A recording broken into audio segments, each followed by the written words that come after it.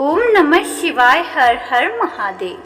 महादेव कहते हैं गरीब अच्छा वक्त आने की उम्मीद रखती है, लेकिन अमीरों को सदा बुरा वक्त आने का खौफ रहता है। भरोसा तो अपनी सांसों का भी नहीं है और हम इंसानों पर कर बैठते हैं। किसी ने बड़े ही कमाल की बात कही है, प्यास लगी थी गजब की मगर पानी में जहर था, पीते तो भी मर जाते और ना पीते तो भी मर जाते। बस यही दो मसले जिंदगी भर हल ना हुए, ना नींद पूरी हुई ना ख्वाब मुकम्मल हुए। वक्त ने कहा काश थोड़ा और सब्र होता, और सब्र ने कहा काश थोड़ा और वक्त होता। शिकायतें तो बहुत हैं तुमसे ऐ जिंदगी, पर चुप इसलिए हूँ कि जो दिया तूने वह भी बहुतों को नसीब नहीं होता। खुश रहकर गुजारो तो मस्त है जिंदगी, दुख रहकर गुजारो तो सस्त है जिंदगी। तुलना में गुजारो तो पस्त है जिंदगी, इंतजार में गुजारो तो सुस्त है जिंदगी। सिखाने में गुजारो तो किताब है जिंदगी, दिखावे में गुजारो तो बर्बाद है जिंदगी। मिलती है एक बार प्यार से बिताओ जिंदगी, जन्म तो रोज होते हैं यादगार बनाओ जिंदगी। किसी को दुख मत देना क्योंकि दी हुई चीज एक दिन 1000 गुना होकर वापस लौटती हैं। कर्म की गठरी लाद के जग में फिरे इंसान, जैसा करे वैसा भरे विधि का यही विधान। किसी के साथ गलत करके अपनी बारी का इंतजार जरूर करना चाहिए, क्योंकि जैसे बछड़ा 100 गायों में भी अपनी माँ को ढूंढ लेता है, ठीक वैसे ही कर्म अपनी कर्ता को ढूंढ ही लेता है। जो गड्ढा हम दूसरों के लिए खोदते हैं उसमें एक ना एक दिन हम खुद ही गिरते हैं। इसलिए यदि मन की सोच सुंदर हो तो सारा जग सुंदर लगता है। चेहरे की चमक और घर की ऊंचाई पर कभी नहीं जाना चाहिए। जिस घर में बुजुर्ग मुस्कुराते हैं उस घर में स्वयं ईश्वर निवास करते हैं। नियत और सोच अच्छी होनी चाहिए, बात तो हर कोई अच्छी कर लेता है।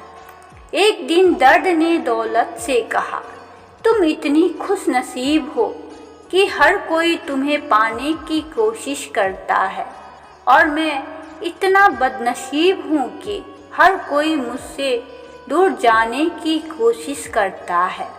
दौलत ने बहुत ही प्यारा जवाब दिया, खुश नसीब तो तुम हो जिसे पाकर लोग अपनों को याद करते हैं, बदनसीब तो मैं हूँ जिसे पाकर लोग अपनों को ही भूल जाते हैं। सुनने की आदत डालो क्योंकि ताने मारने वालों की कमी नहीं है। मुस्कुराने की आदत डालो क्योंकि रुलाने वाले की कमी नहीं है। ऊपर उठने की आदत डालो क्योंकि टांग खींचने वालों की कमी नहीं है। प्रोत्साहित करने की आदत डालो क्योंकि हतोत्साहित करने वालों की कमी नहीं है।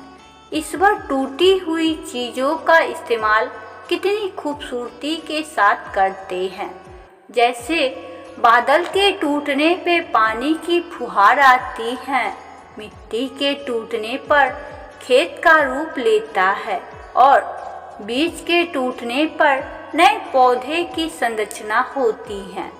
इसलिए जब आप खुद को बेहतर टूटा हुआ महसूस करो तो समझ लीजिए कि परमात्मा आपका इस्तेमाल किसी बड़ी उपयोगिता के लिए करना चाहते हैं।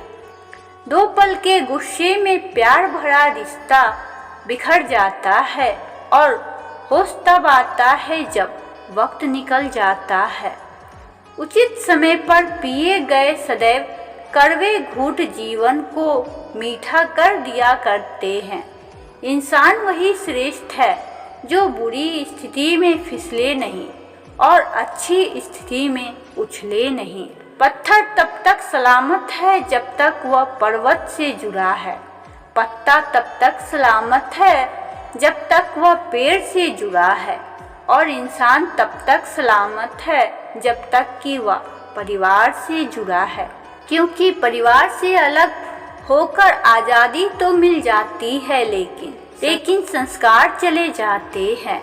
पेड़ के नीचे रखी भगवान की टूटी मूर्ति को देखकर समझ आया कि परिस्थितियाँ चाहे जैसी भी हो, पर खुद को कभी टूटने नहीं देना, वरना जब दुनिया टूटने पर भगवान को घर से निकाल सकती है तो फिर तुम्हारी तो औकात ही क्या है। अपने कर्मों पे ध्यान रखिए, राशियों पे नहीं, क्योंकि राशि तो राम और रावण दोनों की ही एक थी, लेकिन नियति ने उन्हें फल उनके कर्मों के हिसाब से ही दिया। आपके कर्म ही आपकी पहचान है, वरना एक नाम के तो लाखों इंसान हैं। जब भी अपने दिन की शुरुआत करो तो अपनी जेब में यह 3 शब्द रख लो: कोशिश, सच और विश्वास। कोशिश बेहतर भविष्य के लिए, सच अपने काम के लिए, विश्वास भगवान में रखो, सफलता आपके कदम चूमेगी।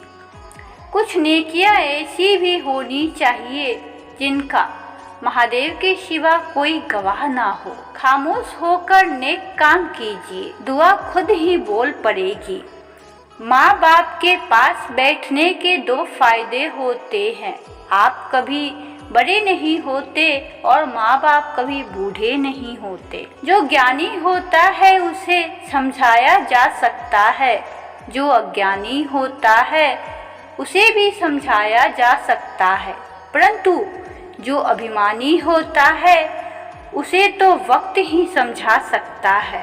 कभी कभी मुश्किल फासले पूरी जिंदगी की राहों को आसान बना देते हैं। और प्रेम से बोलिए हर हर महादेव। ओम नमः शिवाय। शिव शंभु भोलेनाथ की जय हो।